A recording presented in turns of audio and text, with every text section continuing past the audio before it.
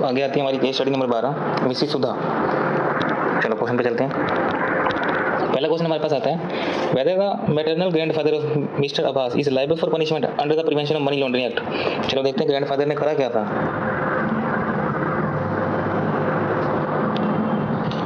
ये देखो, Abbas maternal grandfather went to UAE for a business trip. ये ग्रैंडफादर ना यूएई गया था बिजनेस ट्रिप के लिए, और वहाँ पर जाकर उसने गोल्ड खरीदा 5 किलोग्राम, और चोरी क्या करी, he hides the gold jewellery in the white goods to save custom duty. ये गड़बड़ कर दी इसने, कस्टम ड्यूटी छिपाने के चक्कर में, बचाने के चक्कर में इसने गोल्ड ना वो कर दिया, हाइड कर दिया। तो कस्टम ड्यूटी है और अमाउंट 1 करोड़ से ज़्यादा हो। अब 5 किलो सोना है तो ऑब्वियसली 1 करोड़ से ज़्यादा ही होगा। ये फंस गया पार्ट ए पार्ट बी, दोनों में फंस गया ये तो। चलो आंसर चेक करते हैं। Paragraph 12 part A part B, ये अपना आंसर मैच हो रहा है D. Yes he is liable for punishment for committing offence under part A paragraph 12, साफ वहाँ पे लिखा हुआ है। पार्ट बी में भी फंस गया ये। चलो आंसर अपना डी हो गया। Whether mister Rahman can purchase agriculture land in Ludhiana in his own name. इस क्वेश्चन के अंदर जो रहमान है वो बाहर का बंदा है और वो इंडिया के अंदर आ गया, पाकिस्तान से यहाँ पे आ गया, और लुधियाना के अंदर उसकी शादी हो गई थी, और वो यहाँ पे ना वो लेना चाहता है, फार्म हाउस लेना चाहता है, एग्रीकल्चर लैंड लेना चाहता है, तो ले सकता है, कोई दिक्कत नहीं है। लेकिन ना पता क्या है, पाकिस्तान, अफगानिस्तान, श्रीलंका, यहाँ से अगर कोई पर्सन आके यहाँ पे कोई फार्म एग्रीकल्चर प्रॉपर्टी खरीदता है ना, तो उसको ना यहाँ पे परमिशन लेनी पड़ती है। बस खरीद सकते हैं, हम खरीदने पर रोक नहीं लगा रहे, लेकिन ना एक आरबीआई से परमिशन जरूर लो। तो yes he can purchase the immovable property in the India taking prior approval of RBI के अप्रूवल जरूरी थी इसके अंदर। तो अपना आंसर बी हो जाएगा। Who can be consider as a benami for the property purchase in Maharashtra. चलो चेक करते हैं महाराष्ट्र में क्या गड़बड़ हुई है। अब अब्बास ने परचेज करी है प्रॉपर्टी महाराष्ट्र के अंदर 40 लाख रुपए की, in the name of A sister Shabina. Abbas ने ना क्या कर दिया, शबीना अपनी बहन के नाम पे प्रॉपर्टी खरीद ली वहाँ पे, और एक्सक्लूसिवली अपनी बहन के नाम पे प्रॉपर्टी नहीं खरीद सकता, ये हमने बेनामी एक्ट में पढ़ लिया बहुत अच्छे से। अब अपने भाई बहन के नाम पे अगर प्रॉपर्टी खरीदनी है ना अपने को, तो जॉइंटली खरीदनी होती है, एक्सक्लूसिव नाम से नहीं खरीदनी।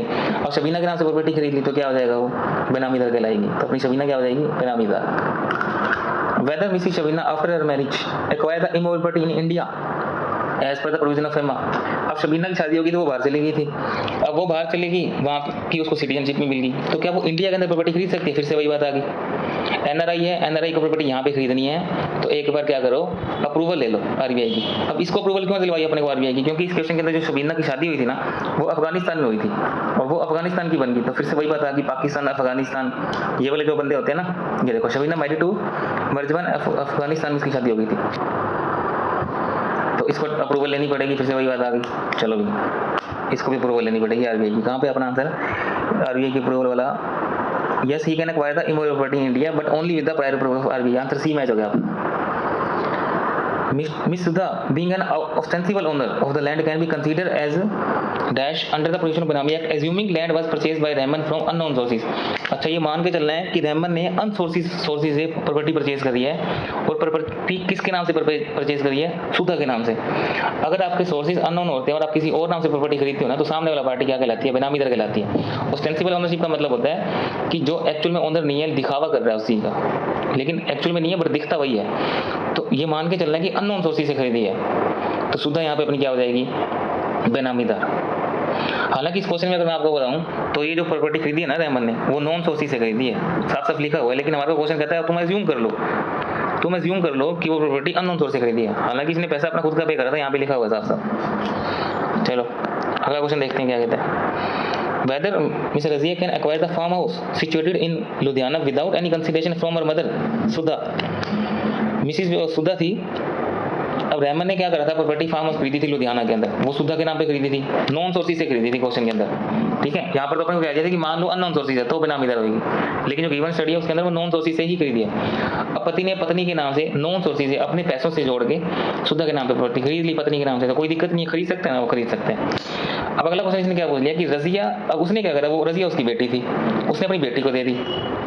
अब जो रजिया है ना, अब अपने को ये चेक करना पड़ेगा कि रजिया रेजिडेंट है या नॉन रेजिडेंट है। तो चलो इस क्वेश्चन को करने से पहले अपने को रजिया के बारे में देखना पड़ेगा।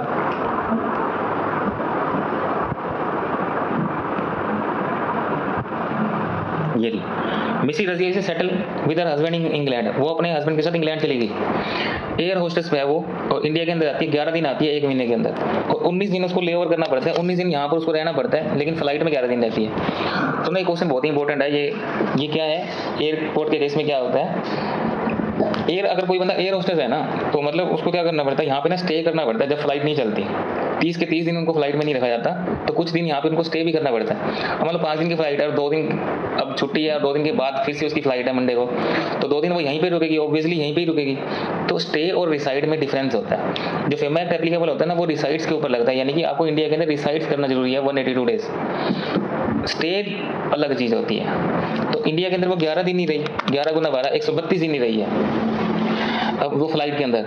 और 19 दिन उसने क्या रखा, 19 दिन वो यहाँ पे रहती थी, यानी कि 19 गुना 12 इंडिया के अंदर 228 दिन रही वो।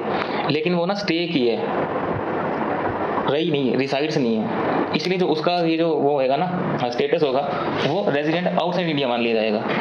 अब ये बाहर की बंदी होगी, हम क्या कर रहे हैं, उसको प्रॉपर्टी दे रहे हैं। तो बाहर के बंदे को अगर आपको प्रॉपर्टी देनी है ना, तो प्रॉपर्टी दे तो सकते हो, लेकिन प्लांटेशन, एग्रीकल्चरिस्ट और फार्म ये वाली नहीं दे सकते। अब ये जो तुम्हारे पास प्रॉपर्टी है ना, वो फार्म की है, अगर आपने उसको दे दिया तो आप वॉयलेट कर जाओगे, फेमा के प्रोविजन को फंस जाओगे। तो पढ़ लेते हैं आंसर क्या है। क्वेश्चन नंबर 6 है, रजिया के बारे में बता दिया, 182 डेज एयर होस्टेस वाला केस बता दिया सारा इसके अंदर। फिजिकल एट्रीब्यूटेबल वैल्यू बात बता दी इसने। अब इसका रेजिडेंट, इसका जो स्टेटस होगा वो नॉन रेजिडेंट कहलाएगी ये।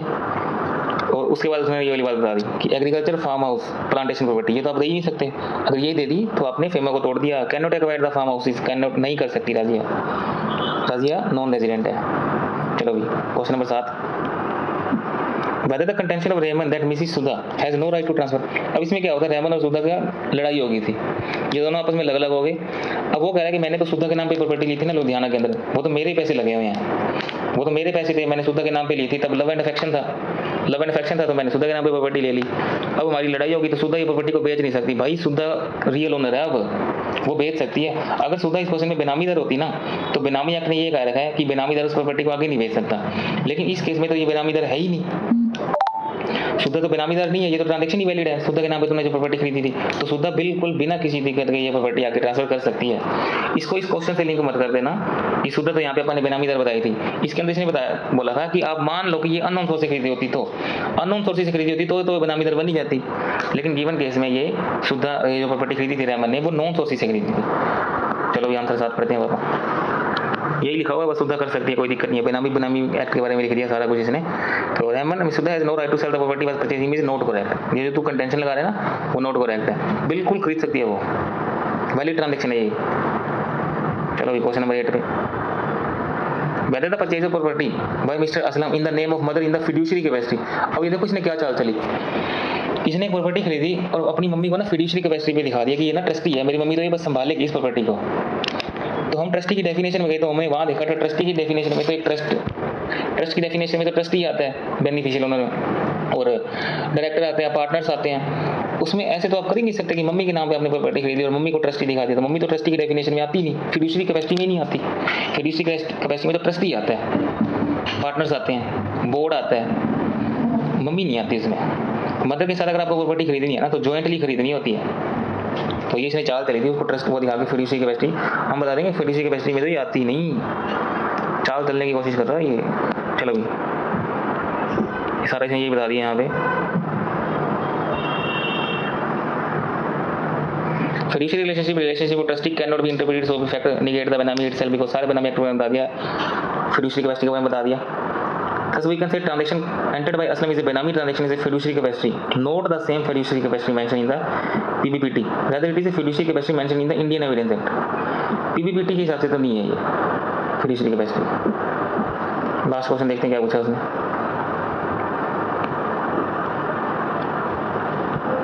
Whether the fees paid by Abbas exceeded the prescribed threshold for FEMA rules। अब इसने ना इसमें फीस पे करी है एजुकेशन के लिए, कितनी है देखते हैं। तो यहाँ अपने को बताया हुआ है आभास ने 1.8 करोड़ रुपए पेमेंट करी है। अपने को तो डॉलर में देखनी होती है, डॉलर में अपने को 2.5 लाख डॉलर अलाउड होते हैं। एक्सचेंज रेट है 71 पे, ठीक है। तो आप क्या करते हैं, निकाल लेते हैं, इसको डिवाइड कर देते हैं 71 से, ये डॉलर बनते हैं 2,53,521, 253,521, 2.5 लाख से ज़्यादा है ये। लेकिन एजुकेशन पर्पज़ के लिए यूनिवर्सिटी अपने को लिख के देते कि यूनिवर्सिटी से परमिशन ले लो, आप एस्टिमेशन करवा लो कितना पैसा है, तो 2.5 लाख से ज़्यादा आपको अलाउड हो जाता है। लिबरलाइज स्कीम का क्वेश्चन था, डायरेक्ट क्वेश्चन था, लिबरलाइज स्कीम के बारे में लिख दो सारा। वैसे तो 2,50,000 होती है, और किसको एलिजिबल होती है, सिर्फ इंडिविजुअल को होती है। इंडिविजुअल अगर वो बाहर खर्चे करना चाहता है तो 2.5 लाख USD निकाल सकता है, कोई दिक्कत वाली बात नहीं है। लेकिन एजुकेशन पर्पज़ के लिए आप एस्टिमेशन करवा लो फॉरेन यूनिवर्सिटी से, तो हम आपको 2.5 लाख से ज़्यादा भी अलाउ करवा देंगे, कोई दिक्कत नहीं है। अथॉराइज डीलर से के थ्रू होनी चाहिए, इसमें आपको RBI की अप्रूवल लेने की कोई ज़रूरत नहीं है, एस्टिमेशन करवा लो यूनिवर्सिटी से बस, जनरल परमिशन अलाउड होती है इसे। तो 2,53,521 है, एक्सीड करती है थ्रेशोल्ड से। रेमिट कर सकते हैं आप ज़्यादा, कोई दिक्कत वाली बात नहीं है, required by university. Even in this case about paid the fees as per the estimate sheet annex to letter of appointment of seats, कर सकते हैं, कोई वॉयलेशन हुई फेमा के अंदर कोई वॉयलेशन नहीं हुई है। 2.5 लाख से ज़्यादा कोई दिक्कत नहीं, अलाउड है एजुकेशन पर्पज़ के लिए।